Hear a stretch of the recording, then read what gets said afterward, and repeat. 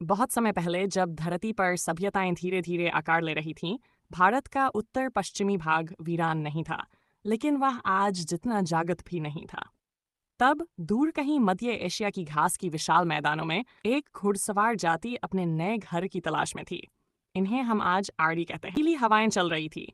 एक बुजुर्ग मुखिया अपनी घोड़ी के पास बैठा था और आकाश की ओर देख रहा था।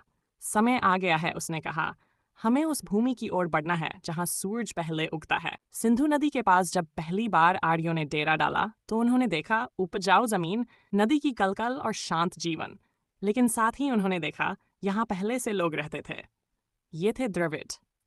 पहले पहल संघर्ष हुआ, लेकिन समय के साथ कुछ आर्य और द्रविड़ एक साथ रहने लगे। यहीं से शुरू हुई संस्कृति का आदान प्रदान, भाषाओं का मिलन और वेदों का जन्म। रात का समय था। एक ऋषि अग्नि के सामने ध्यान में बैठा था। अग्निमीले पुरोहितन, उसने मंत्र उच्चारित किया। आर्यों ने अपनी जीवन शैली, देवताओं और ज्ञान को मंत्रों में पिरोया। यही बने चार वेद: ऋग्वेद, सामवेद, यजुर्वेद और अथर्ववेद। आर्य समाज में कर्म के आधार पर लोगों को चार भागों में बांटा गया: ब्राह्मण, क्षत्रिय, वैश्य और शूद्र। यह एक व्यवस्था थी जो समय के साथ कठोर बन गई। भारत अब सिर्फ एक भूमि नहीं थी, यह एक संस्कृति बन चुकी थी। आर्यों की भाषा संस्कृत बनी, जो आगे चलकर महान ग्रंथों और शास्त्रों की जननी बनी। निष्कर्ष: आर्यों का आगमन सिर्फ एक यात्रा नहीं था, वह एक संस्कृति का विस्तार था।